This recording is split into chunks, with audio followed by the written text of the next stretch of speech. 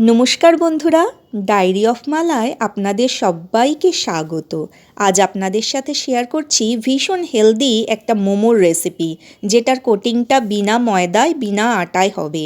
তাই ভিডিওটা স্কিপ না করে আমার সাথে থাকুন আর দেখুন কিভাবে এটা তৈরি করছি। যেহেতু ময়দা বা আটার ডো মোমো র্যাপের জন্য বানাতে হবে না, সেহেতু স্টাফিং থেকেই শুরু করছি। একটা ফ্রাইং প্যানে একটু বাটার দিয়ে দেব, তারপর ভীষণ ছোট ছোট করে কাটা বিভিন্ন রকমের সবজি যেমন ফুলকপি, বিনস, ক্যাপসিকাম, বাঁধাকপি, ব্রোকলি এগুলো দিয়ে দেব। এবারে স্বাদ মতন লবণ আর সয়া সস দিয়ে দেব, আর চিলি ফ্লেক্স দিয়ে নাড়িয়ে চাড়িয়ে লঙ্কা কুচো আর একটু গোলমরিচের গুঁড়ো এর মধ্যে দিয়ে দেব, আর 1 চামচ মতন ভিনিগারও দিয়ে নাড়তে থাকবো। এবারে এখানে 1/2 চামচ মতন আদা বাটা দিয়ে দেব।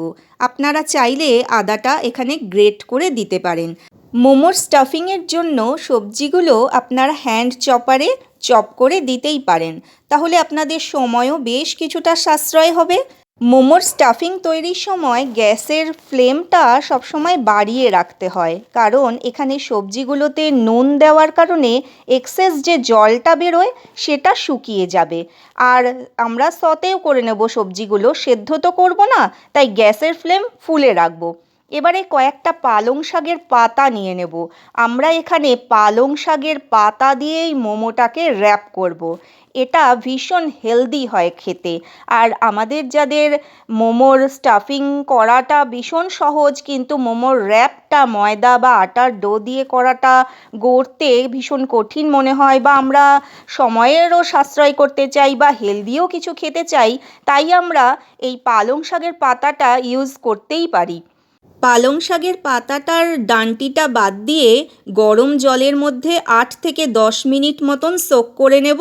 তারপরে ওই পাতাটাকেই আমরা ঠান্ডা একদম চিল ওয়াটারের মধ্যে 10 মিনিট মতন আবার ওর মধ্যে রেখে দেব, যাতে করে এর কুকিংটা বন্ধ হয়ে যায়।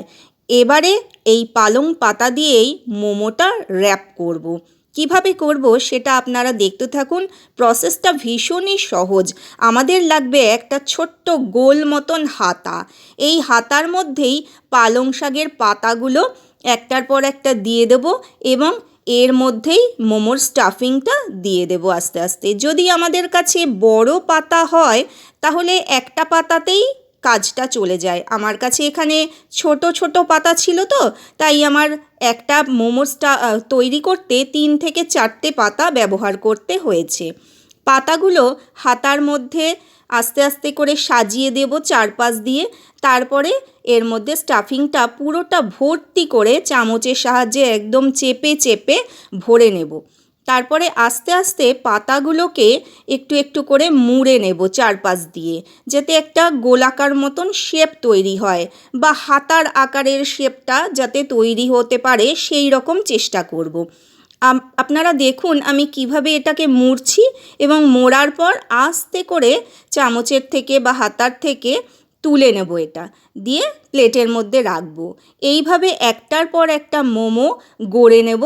এই পালং মোমো এতই হেলদি হয়, আমরা জানি পালং শাকের মধ্যে প্রচুর আয়রন রয়েছে, এবং পালং শাক খাওয়া আমাদের পক্ষে ভীষণ ভালো। সেই জন্য আমরা এখানে হেলদি কিছু বানানোর জন্যই পালং মোমোই ট্রাই করছি। এইভাবে একটার পর একটা পালং মোমো গড়ে নেব, এবং পাশে জল বসিয়ে দেব গরম হতে।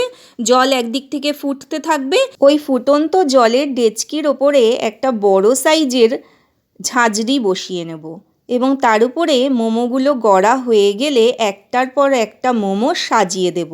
যেভাবে আমরা মোমো স্টিম করি ঠিক সেইভাবে এই পালং মোমোকেও আমরা স্টিম করে নেব ঢাকনা দিয়ে। 8 থেকে 10 মিনিট মতন স্টিম করে নিলেই এই মোমোগুলো আমাদের একেবারে রেডি হয়ে যাবে। এর মধ্যে যে স্টাফিংটা আমরা দিয়েছি সেটা তো আগে থেকেই সতে করা ছিল, তাই এটা সেদ্ধ হতে বেশি সময়ও লাগবে না, আর পালং পাতাগুলোও খুব ইজিলি সেদ্ধ হয়ে যাবে। এবারে ঢাকনা খুলে সেদ্ধ হয়ে যাওয়া মোমোগুলো আস্তে আস্তে চামচের সাহায্যে তুলে প্লেটে সাজিয়ে দেব। আমি এখানে টমেটো সস এবং ধনেপাতার চাটনি দিয়ে মোমোটা সার্ভ করেছি। মোমোর সসও তৈরি করা যায় খুব সহজেই। আপনাদের সাথে অন্য কোনো একদিন মোমোর সস এবং মোমোর যে স্যুপ হয় সেটা তৈরি করে দেখিয়ে দেব। ঠিক একই পদ্ধতিতে পালং শাকের পাতার পরিবর্তে বাঁধাকপির পাতা দিয়েও এই মোমো তৈরি করা যায় খুব ইজিলি। সেটা না হয় আরেকদিন আপনাদের সঙ্গে শেয়ার করব। আজ পালং মোমোই থাক, ভীষণ হেলদি, ভীষণ টেস্টি এবং ইজি টু কুক। এই মোমো আপনারা বাড়িতে সকলকে খাইয়ে দেখবেন, সকলের প্রশংসা পাবেনই। আজ তাহলে আসি, টাটা।